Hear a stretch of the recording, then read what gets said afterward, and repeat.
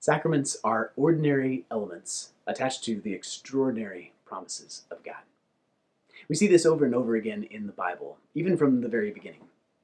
When God is talking with Adam and Eve, whom he has just made, he reveals to them there are some special trees in the garden, the tree of life and the tree of the knowledge of good and evil. Now, it's possible that these were some sort of special trees in the garden that were made to give you certain properties if you ate their fruit, but I actually think it makes more sense to think that these were ordinary trees attached to God's word of promise. We see this again in the story of Noah. God makes a promise to Noah that he will never again destroy the earth with a flood. And he places a rainbow up in the sky, hanging up his bow like a warrior. And that visible element is a sign of the promise that God makes. We can see this again in the story of Moses. When God is convincing Moses to go to Egypt, and Moses is very filled with fear about this task that God has given to him, God says to Moses, "Take the staff in your hand." And God has him throw it on the ground, and that staff becomes a snake. Then he has Moses pick it back up again, and it turns back into his staff. Now, this staff is the thing that God uses to accomplish several miracles in the story of Exodus, even going all the way to the opening of the Red Sea so God's people could walk across on dry land. But it's not as though the stick was something special.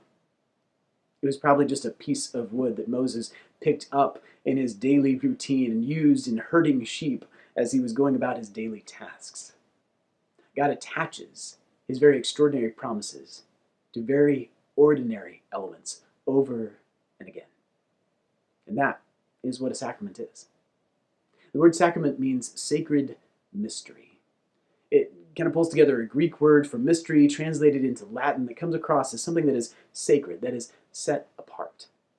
The true definition for us for a sacrament is a sacred act instituted by God, started by God, in which he joins his word of promise to a sensory element, and through which he offers, gives, and seals the forgiveness of sins.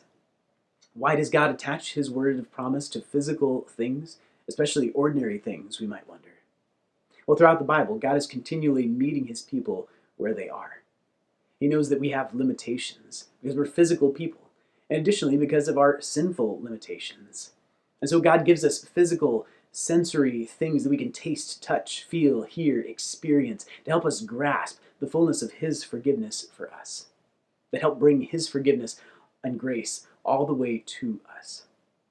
Jesus, God's Son, the expression of God, how we know who God is and what God is like, was given in a particular time and place in history.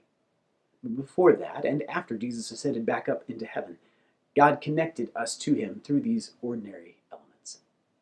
The sacraments are sacred mysteries where God attaches his extraordinary promises to an ordinary sensory element. And we're going to be talking specifically about baptism and communion.